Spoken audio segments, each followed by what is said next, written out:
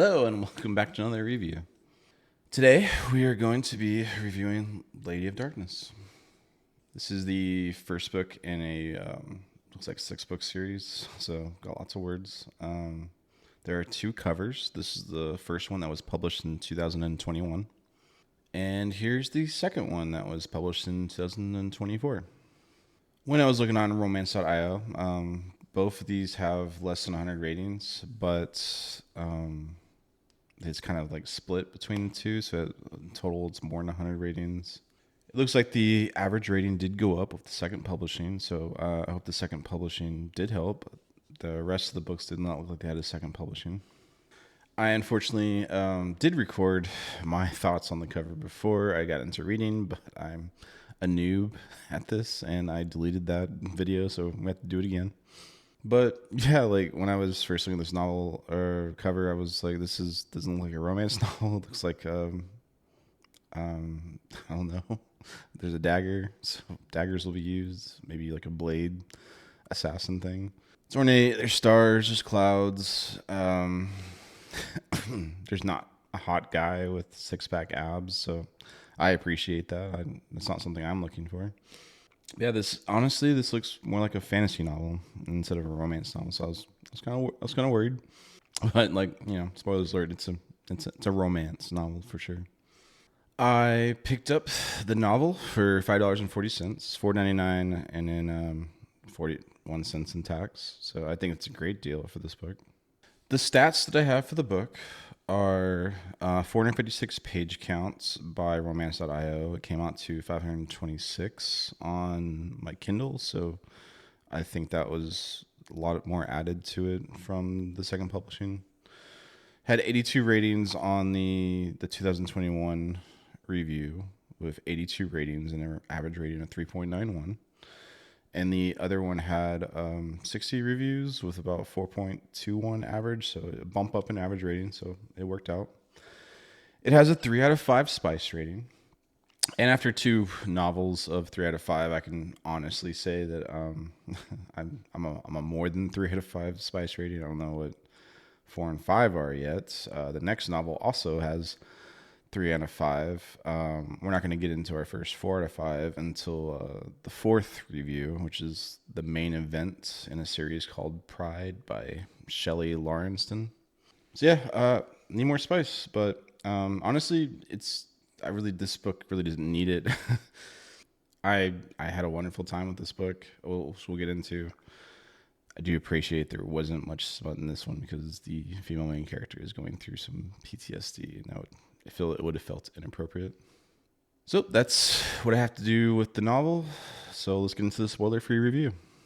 I want to take a moment real quick before I get into my snarky, sarcastic ways to say something very serious that means a lot to me. And I just want you to know that there's no sarcasm here, what I'm about to say.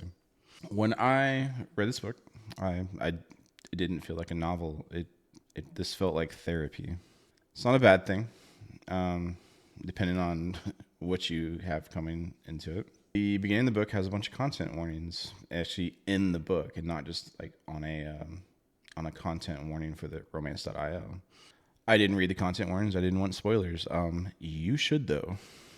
The character goes through a lot of PTSD trauma, and there's a lot of symptoms that kind of triggered my trauma as well. I did not go through anything like what this character went through, but her symptoms of responding to with this PTSD, like nightmares, having difficulty breathing, anxiety, depression, these fight and flight responses, these are all things that I've gone through with my PTSD. I think ultimately this was a positive experience for me because I've been through years of therapy. I've gotten to the point where I can handle my PTSD and my symptoms and not let it take control of me, and I'm a better person from all of it. I would not recommend this book if you are not in that place or you don't want to deal with those trauma triggers. and that's valid, and that's okay. All of our journeys are different, and I hope yours brings you peace. Mine has brought me to a place where I feel like I can function in society now, and I think that novels are a great way to go through your trauma and PTSD and learn to deal with it. In my experience and in my opinion, the only way to really deal with PTSD and trauma is to talk it out, to write it out, to experience it, and not bottle it up. Like, bottling up is how you get worse symptoms and not better symptoms. And the author says in the book, like, don't let your trauma define who you are, but to let the experience mold you into a better person that you can learn and thrive from it. Trauma doesn't go away. It's always going to be with you. It's always with me. It's at the back of my mind. And learning how to deal with it and have it to your front, like the character does in this book, is very important in my opinion, and is ultimately what led me to be who the person I am today. So to the author, I don't know what you went through to write this experience, and no one really knows what I went through besides myself. And your trauma responses are yours, and it's valid. And I see you. I hear you. I read every single word of your novel, and it felt very difficult to write.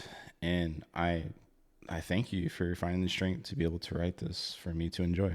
I hope that this novel brought you some closure to your experiences, and I support you. So thank you for the novel, thank you for the experience. I enjoyed it, and now back to my snarky ways. So do I like this book? Yeah, I loved the book. For the first 34 chapters of this book, I thought it was probably one of the best novels I've ever read in my life. I could see no wrong happening to this book. At that one point, I was like, I don't even care what happens the rest of the book. I'm giving it 5 stars. And then, I read the rest of the book, and well, it doesn't have 5 stars anymore, but it has 4.5. Will I reread it? Yeah, I'm going to. I absolutely adore this writing style, and the author has left a very helpful page of everything that she's written and published, and it's all gonna get read. So I'm probably gonna be rereading this again before I get into the other 5 books of the series, so I can a refresher. Do I recommend this book? No, unless you are in a positive, healthy place to go through your triggers, and it's very triggering in my opinion. My partner was going to actually buy this book because I was raving about it, how amazing it was when I was reading it. And then after I got to chapter 35, that's when I told her what had happened. She won't be reading the book, and that's valid, and I support her. What did I like? Everything. The writing, it was so good, and like, they don't really do anything. They just talk the whole time. I've never had this kind of experience before in my book, and if I had read this like 20 years ago, I probably would have bounced off it pretty fast. But I'm here for relationships and characters growing and talking to each other and learning about each other and asking how each other feels. How do they experience this? Their history. What turned them into that person? Like, I didn't know that was allowed to be written. It's just like having these characters like ask each other things is so heartwarming, because like in most of the books I read, like, they show up to a dungeon, the girl shows up to the dungeon, they're like, hey, you want to fight some dungeon boss? Sure, let's go. They don't ask about past, they don't ask about feelings. They show us our feelings through their attacks, and it's more of just like a respect thing.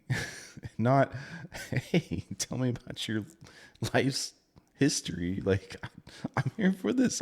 This is what I'm looking for in a romance novel. I honestly just stopped taking notes halfway through the book. It's like most of it, what I wrote was just like, yeah, they just kind of stand there and talk and argue and banter, and they don't do anything, and they just kind of end the scene the same place they were before. 5 stars. It was a joy to read. Absolutely, 100%. No sarcasm. The author has this incredible ability to write dialogue that for the first time in like years, I felt so inadequate about my own writing. Like, you have inspired me to go and write, and I did write this weekend. It's just, it's so much fun. Each of these characters, and there's like a bunch of them, all have different writing pros and personalities and goals that they want to achieve, and it all comes out with this. And it's so diverse and just wonderful. And I relate to both the female main character and the male main character. Like their experiences are my experiences. Like I felt that it should be illegal, right? Like you can't have two women not talking about a man the whole time. Like they talk about stuff that's not a man. Like the Bechdel test, like is completely passed in this book, and I love it. The world building was amazing, but they're starting to use the same terms I'm seeing in a lot of these romance novels that are different authors. So it feels like this entire ecosystem, this shared ecosystem between all these writers that they just keep expanding the lore, and it's very interesting to watch. Like it was just more just kind of like there, like they did do things. There was things happening, but like that wasn't really the main points of the story. It was just more of like to change scenery so they can argue some more. It's not a bad thing. That's what I'm here for. I like romance novels where it's about the relationship, and this is absolutely a romance novel. All right, so what I did not like, I felt like once we get to chapter 35, things needed to be wrapped up for the plot, and a lot of it felt contrived. Specifically, you learn about all these characters are, and then suddenly they change so that they can get things done. I don't know how to explain it really. It's just without spoilers, but it just felt completely contrived, and it really ripped me out of the immersion of it, enjoyment of it, because I had to like sit there and rationalize why they would be doing the things that they're doing after we just spent all this time with them. And that's ultimately the reason why it's not getting a 5 stars. Like I felt like the characters should have done something that they didn't do. And when I was reading the reviews, but from other people, they kind of agreed. But we'll get into that much later. So, the book was definitely self-contained. I feel like you can get a full novel experience from this book. There are things left over that hasn't been dealt with towards the end of the book, that will probably be dealt with in later ones. But I didn't feel like it was a major cliffhanger or anything. Pretty much everything is resolved. And the major plot arcs, that the series plot arcs are still there, that's fine. That's great. I very much enjoyed that. Okay, so that's really all I have to say about spoiler review. I give it 4.5 stars. I do not recommend it unless you are ready to deal with some trauma and you're in a safe and positive place for that. Otherwise, it was a great experience. Absolutely recommend it for that. All right, let's get into the chapter reviews. All right, so how I usually do this is the chapters that I feel are thematically similar is where I group them up. And this is 2/3 of the book. There's 48 chapters in the book. 1 to 34 is it's very similar. There are things that happen. There's plots that happen and stuff, but the theme itself is literally just them learning about each other and talking about the lore and the background and understanding each other and trying to find each other's secrets through banter and arguing.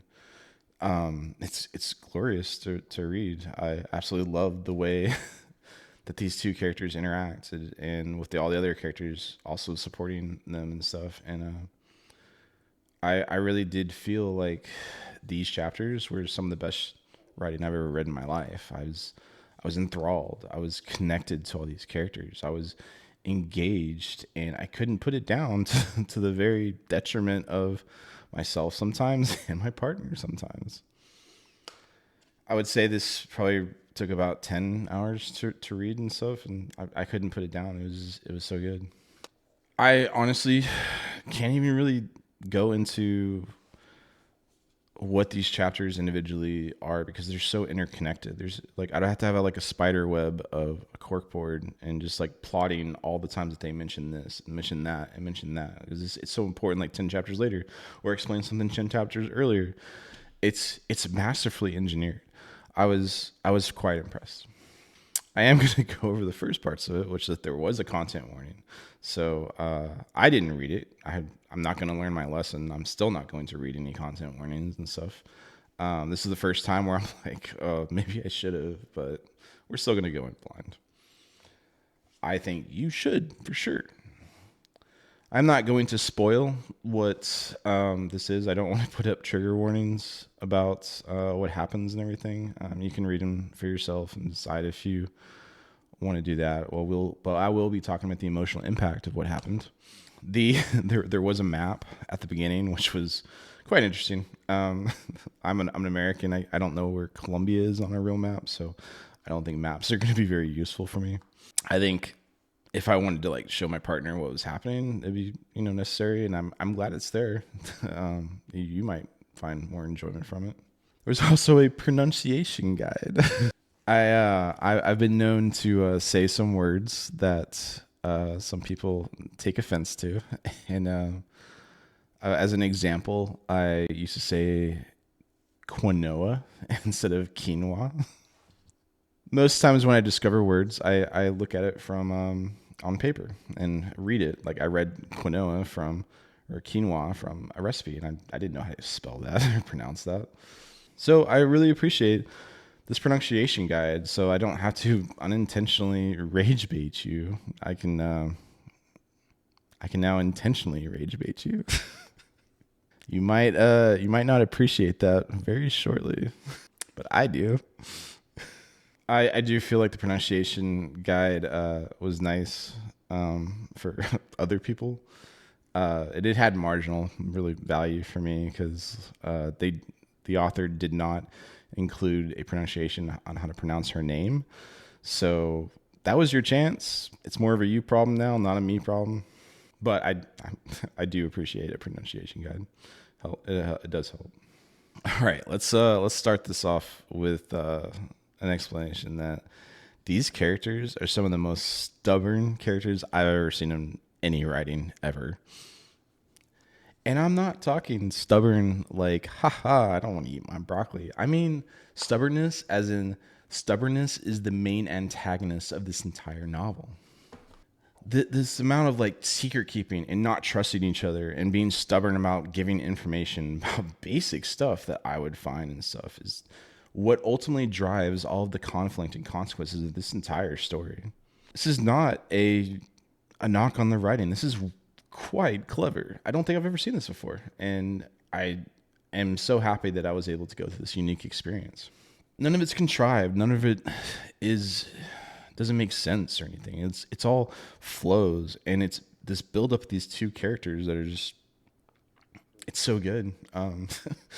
I don't know how to explain it. Like stubbornness is their main trait, and it's so believable and understanding. So you got the main male character who's this ancient fae, and he's very set in his ways, and he has this tragic backstory of like his immortal friends dying and being upset about it and not letting people in and doing what he wants to do. And he's also in this situation that he's supposed to be paranoid and keep secrets because everyone around him hates him and would kill him if they knew who he was. That's all very believable. And like it makes sense why he's not wanting to give information and secrets. Then you have the female main character, Scarlet, who is gone through this incredible PTSD and trauma situation, and she's trying to pick up the broken pieces of her life. And she's not trusting people to get close to her. She's falling into darkness. She thinks she's not a good person and stuff. She doesn't want to corrupt or defile other people with her personality. And it's just so relatable for what I've gone through in my life. And this story is ultimately about these two people slowly, and I mean slowly, starting to just slowly trust each other and fall in love. And it's just it's so heartwarming. You have other characters like Cassius, who's the childhood friend who I guess likes her. Doesn't make it known at any point, but and he very much is like, yeah, you should talk to the other guy. He's also obviously falling in love with you. She has two sisters that are assassins with her. They've gone through the entire gamut of training with her and learning how to be these killer assets for the assassin lord. You have Teva, who is staying with her as a noble and teaching her how to be like a lady and how to go to wear dresses and how to go to dinner and how to act like a lady, which Scarlet just rejects. It's quite funny. You have McKaylee, who is the villain. I don't really see him as a character. He's at first I did, but he's more just like a calamity.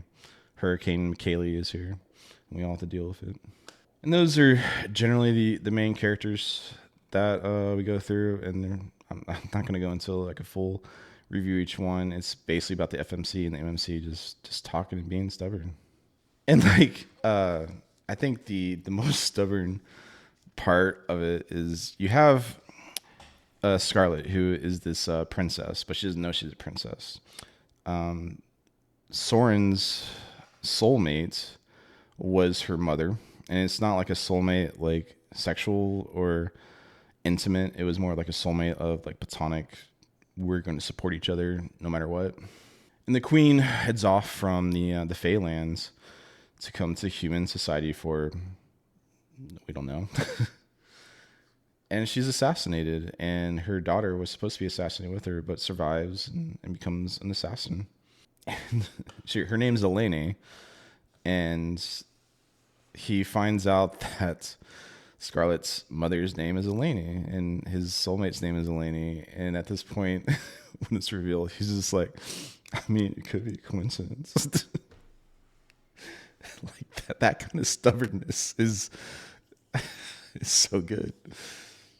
It's like you just have this flat earther that you just put in this space, and you have all this evidence for him. He's like, I don't know, it could be all fake. Who knows? Like the stubbornness not to use any kind of logical inference from the evidence that you have to connect these 2 points and stuff is just that's stubbornness. Some people might call it unintelligent, but to me, it was very much like he understands he's that it's probably true, and he's like just holding out like maybe it's a coincidence. I need some real hard proof. So that's what I'm talking about when I talk about stubborn. Like that's the most stubborn any of the characters get to at any point. I do find it humorous that Soren it's like, yeah, soulmates aren't like what humans think, where there's like you got a one person that was just fated for you and they fall in love, and like soulmates could be like platonic. So I believe in what's called twin flames, which is one person's fated to be with another person. Like that whole soulmate business is bullshit. I love this hypocrisy of like you just literally described soulmates with this thing called twin flames. Oh no, it has a different label. And like generally, I agree with him. Like soulmates can be like brother in arms. You don't have to. Doesn't have to be intimacy. Like they could be married to someone else, and you're just happy that they're happy. They're happy. Like that's what soulmates can be. I do find this twin flame thing very humorous, so I want to get into more of that. So I've kind of generally described what happens in the plot. It's like there's things that happen. Like you got these orphans that are being captured, but like that's not really important. It's a plot device. They don't save them. They all die. Like it's okay. They have some more that orphans are trying to protect. They are like, yeah, we'll just move them around, and I don't know. They don't feel like real people. They just feel like a plot device used to move on. I mean, most of this book is really just about these court politics that are happening behind the scenes to cause all the action that's happening. We really don't know the reasons or how the villain pulls off what they're doing and why even the nobles are even allowing it to happen. But maybe it'll get addressed in the next 5 books, probably.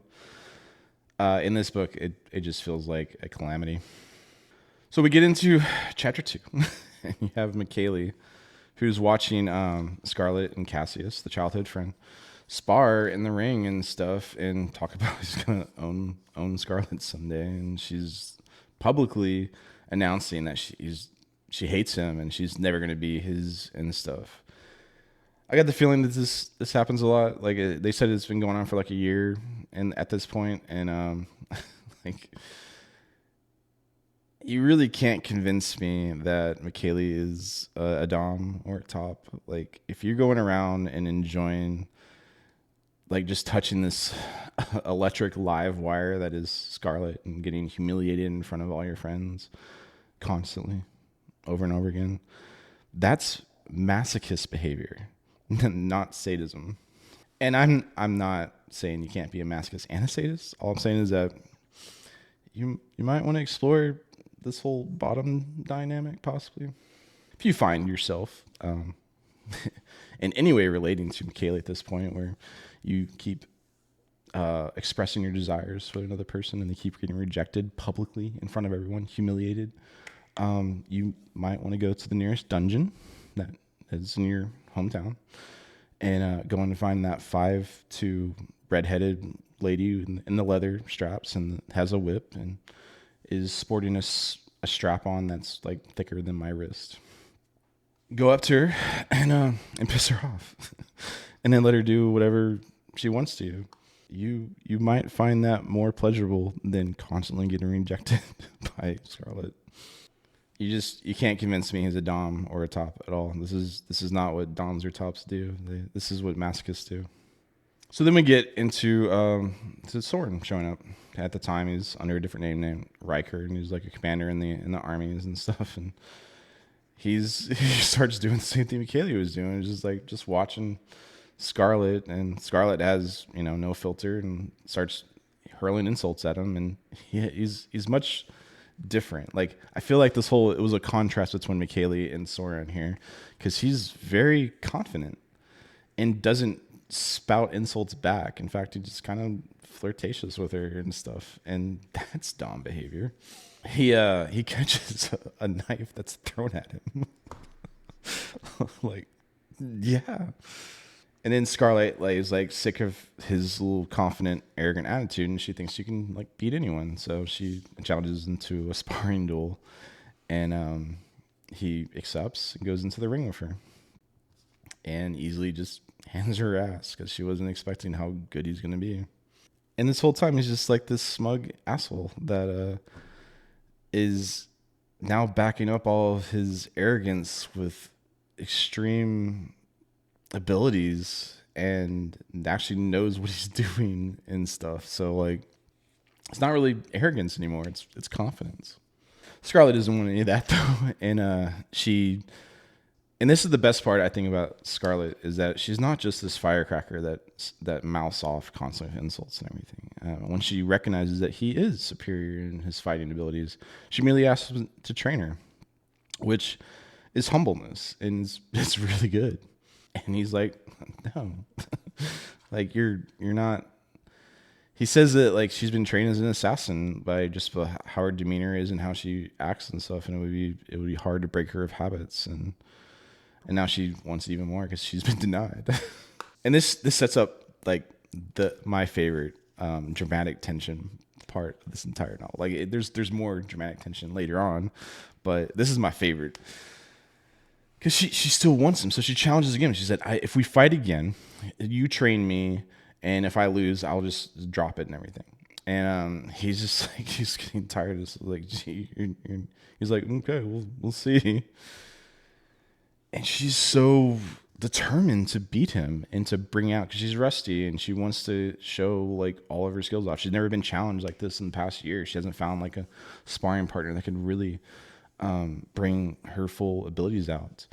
And she goes over to her childhood companion and grabs a dagger, and she's cutting her dress so that she can perform better. The dress was holding her back, so she's like in this world where women do not fight. They are ladies and they're submissive, and they're taught to do court shenanigans and not to fight. She's cutting her dress, the symbol of the submissive feminine idea and stuff, from her to get ready to just take on this smug asshole. And then like she's just rounding this arena, and she's going around, and they're just like staring at each other, and he's just like, we'll see. And she's just like getting fired up and getting angry and just plotting her path. I'm here for it. I was rooting for her. I'm like, oh my god, do this! Like, knock that smug asshole on his back. Literally, the only thing that could have made this whole thing better was like if everything's just on fire somehow. I don't know how it could be on fire at this point, but like it just has to be burning, you know. I love in any kind of narrative fiction where you have the villain and the hero, and they've gotten down to the final showdown with this warehouse, and it's burning. Of course, it has to be burning. Like the villain's entire life work has to be being destroyed. And the villain's not concerned with any of that. He's seeing all this stuff just breaking, and he's breaking, and he's just like staring at this hero that has ruined his life, and he knows that he's about to go to jail or whatever in the next 30 minutes as the police are showing up. But he's just like, I can sleep great at night, every single night of in jail, as long as I just kill you first. That's a dramatic tension I'm looking for. It was beautiful. It's not exactly a romance thing, but it definitely sets up the entire novel of just these two are sparring, and not with swords, not with daggers, but with words. And at this point, they begin training and being around each other very much. And I'm just like, I love this calm, collected Dom of an MMC that he's angry and he's frustrated all the time, but he doesn't really show it. He like growls and stuff, you know, like he doesn't take it out on other people and stuff. He doesn't expect them to understand his pain. He's just like internalizing all of it. And he's such a wonderful character. I want to be him. He's wonderful. So let's get into what I think was like the happiest and the funniest part, because like I was on the couch reading this part and I just started barrel laughing. Like I just had to put it down and just like laugh loudly about it. I was just like crying, laughing. And I called my partner over and I'm like, hey, I set the scene for her and explained, and I read the line to her, and she's just like rolling her eyes, laughing with me. She's like, that's so you. I'm like, yeah, this is my snarky Prince comment. I love this about it. So let me set the scene for you. This is later in the book, I think in like chapters 27 or so. And she meets the prince, the prince of the kingdom that she's in and stuff. And he's the astrology Pisces coded character that's ever been coded. Like he's the most Pisces that ever Pisces. Say this as a Pisces moon, you know, I've got a little bit of water in my chart. I've got my big three are they're wet and moist, you know. So he's out here on this hill that he doesn't expect anyone to be at, but of course the assassin's in the tree watching her. And he has two guards wanting him to go like somewhere safer, and he's just on the hill in the sun just reading a book. It's a boring book, but he falls asleep during it and stuff, but he's just like, his mind's in the clouds, man. And he talks about like how when he's a king, he doesn't want to like rule like his daddy. He wants to help the people and give them food, like uplift them in society. Like he's a Pisces. She starts flirting with him. They start leaving anonymous notes with each other. She starts off with book recommendations because she's like, oh, he's bored with this book and he needs recommendations. And I agree. We do not read books to be bored. We want to not be bored. And they, over like a week or two, they just started like getting more into each other and more flirting, and start leaving notes on his bedroom pillow and his desk and stuff. And she's getting through all his guards, and it's like all the guards are just pissed off that she keeps getting through all the security and stuff and leaving these notes for the prince. So eventually, the prince wants to meet her. And since she obviously wants to stay anonymous and stuff, it's a masquerade ball. Like, man, I wish we still had these things all the time. So she comes in with masks, and she's gorgeous. She has a great dress and stuff. She's standing at the door with the guard because, you know, she's not a noble, and they know it. But the princes invited her, so the prince's wishes will be met. And she's standing with the guards, and the princes hanging out with all this courts of the ladies. They're doing their dance thing, and he sees her and immediately recognizes her with the guard and stuff and knows who it is, and he just drops this bitch. It just goes straight to Scarlet. And let me pull this up because I want to make sure I read this correctly. So she's has all this anxiety and worried about what's going on and stuff. And the prince walks up to her and he says, "Do I get to ask you to dance, or do I need to write it on a piece of paper and leave it for you to find somewhere?"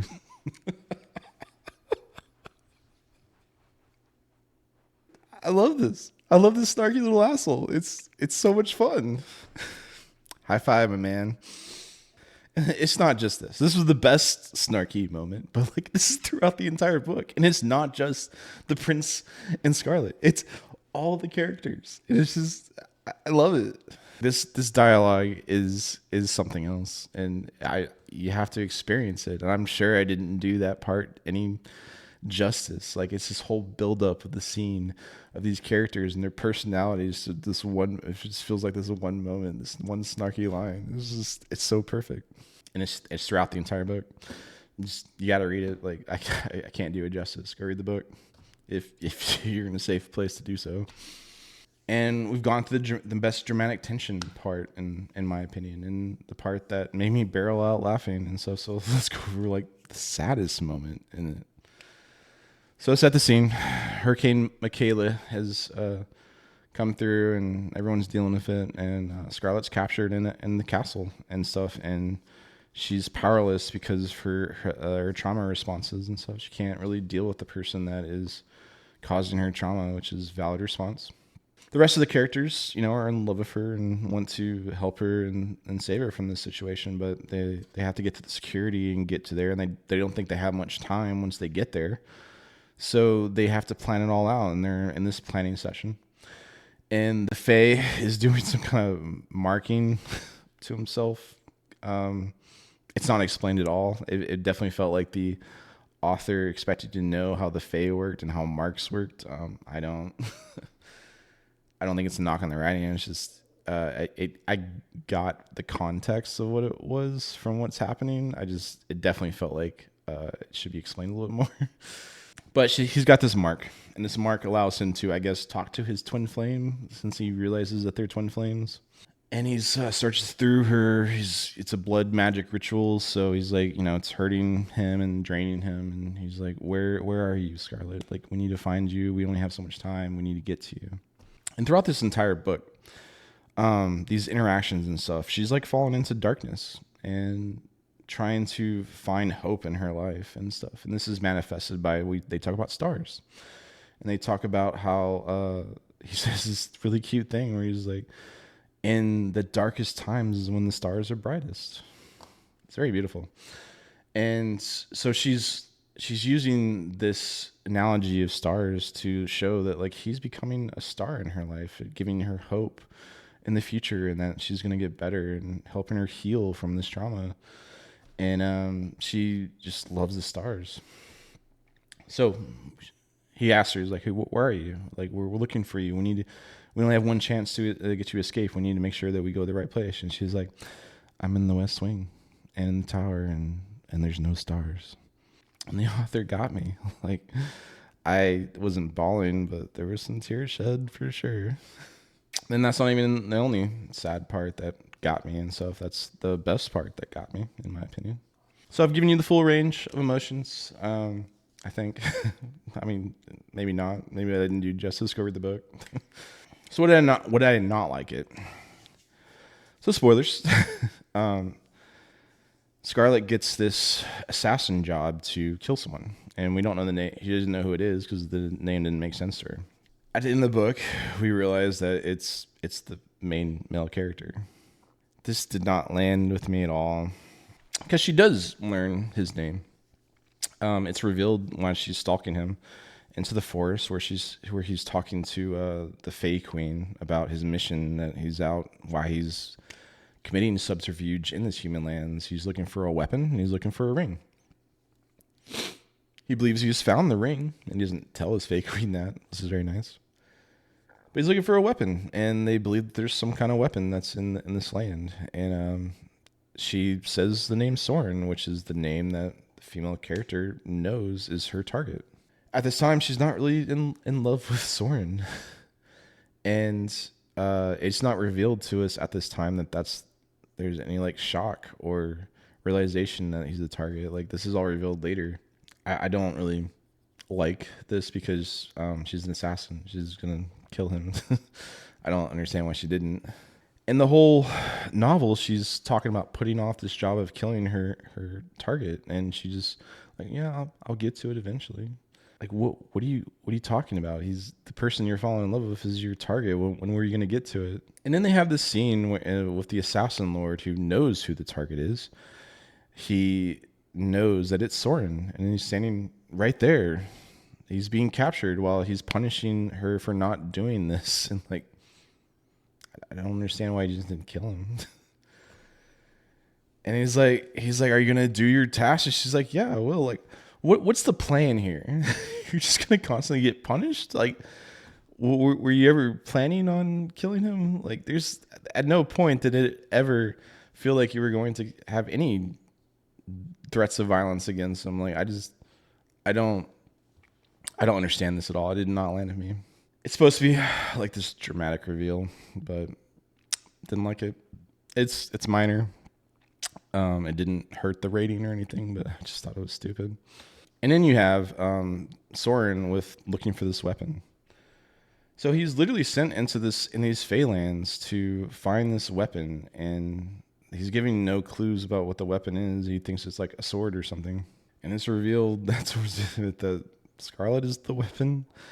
Like they didn't even know she existed. They didn't even know that they were part of this. Like, how would you?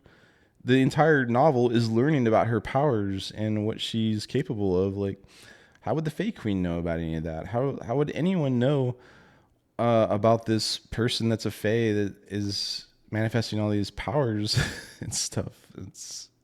I didn't like it at all. Like, maybe it's explained better in the next 5 novels how they knew about her being a weapon. It didn't land with me either. Like, just having him go and look for a ring makes way more sense to me. And like, he found it. I mean, as for chapters 1 through 34, that's really it. Like, it was so good. Like, I was at the end of chapter 34, I really thought that this novel was probably the best novel I ever read in my life. It was incredible, and there's really only 2 downsides to it. So, all right, and then we get to chapters 35 through 48. So, chapter 35 is the trauma, where it's revealed what happened, and I did not see that coming.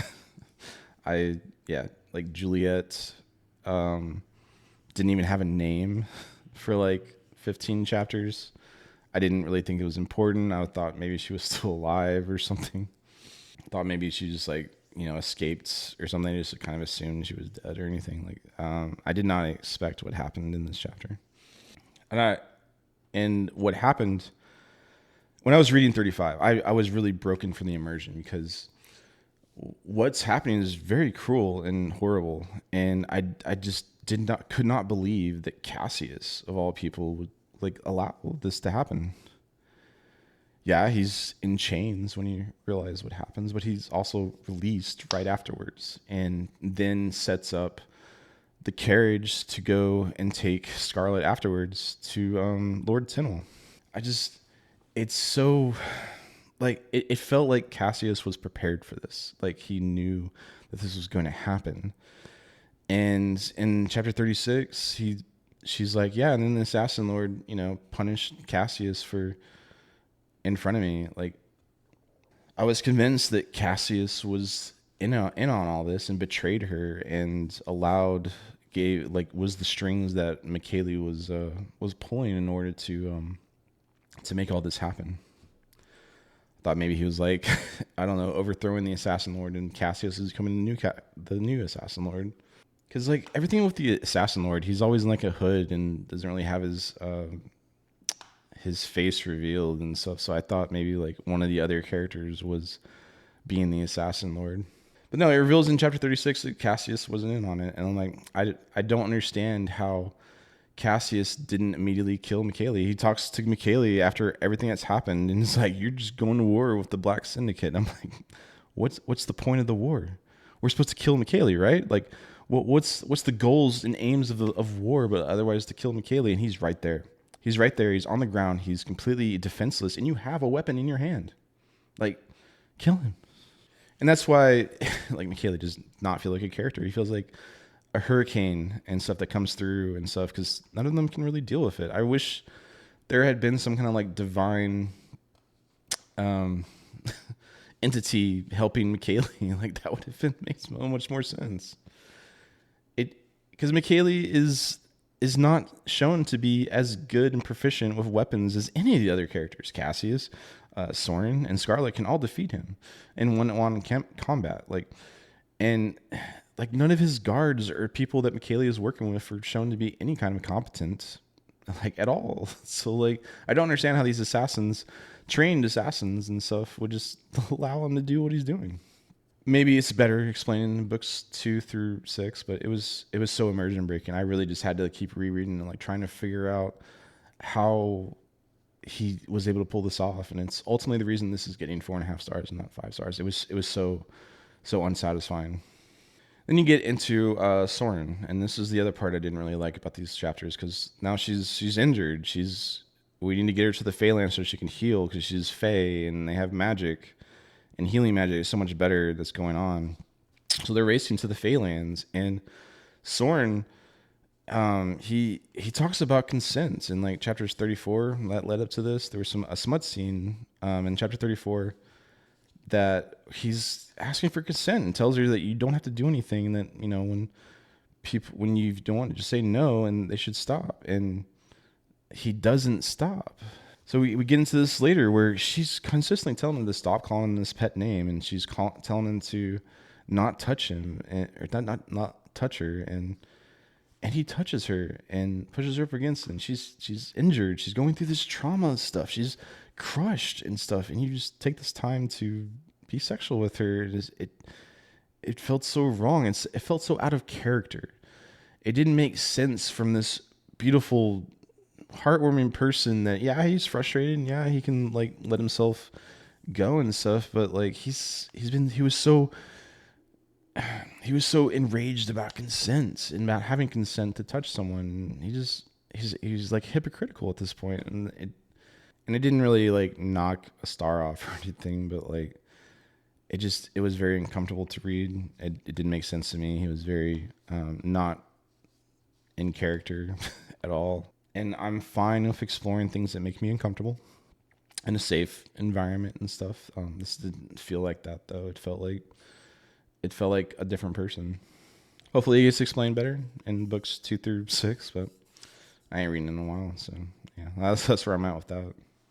That's really it. That's really the only parts that I didn't like about the novel. Everything else was incredible, so it didn't really destroy my experience with it. It's just the reason why it's not getting 5 stars. I was reading some of the reviews online, because I felt like after going through this experience, I was more in a support group now and not just readers. And they taught a lot of the reviews that did not give it 5 stars were saying that Scarlet should have killed McKaylee for what he did. I agree, but I understand that the person that committed trauma against us, we can have a flight response instead of a fight response for trauma, and you can become powerless and helpless in front of this person that caused you so much pain and broke your life. I mean, we deal with trauma in much different ways. Like, I deal with my trauma by locking myself in a bathroom with a knife and turn out the lights, and that was the only way I could ever feel safe. So I can't sit here and judge the female main character about how she chose to deal with McKaylee, and it made sense. She was threatening her more pain and more murdering of his other friends, and I get that. But what I don't understand is why Soren didn't kill him. Soren has been shown to be someone that absolutely would murder him. Like, yeah, that was immersion breaking. Like, I'll give a hard pass for Scarlet not dealing with it, but not the rest of them. Hopefully he does. I'm looking forward to it. She, throughout like most of the beginning of the book, was stabbing him in the heart emotionally and humiliating in front of all his friends. For continuing to pursue her, and I'm rooting for when she physically inserts a dagger into his heart. So that's pretty much all I have to say. Final thoughts. I had an absolute blast. The writing style is amazing. This dialogue is like divine and sublime. I had the most wonderful experience reading this, and thank you, author, for finding the strength to write this and share this with us. And I read every word, and it was amazing experience. I mean, it wasn't perfect, and it wasn't doesn't need to be. I love my time with it. I will be reading everything that you've written, so I hope you enjoy me mispronouncing your name constantly. And I hope you enjoy the coffee money I gave you. So looking forward to the next book that you're written. And that's it for this review. So I'll see you all in the next one. See you later.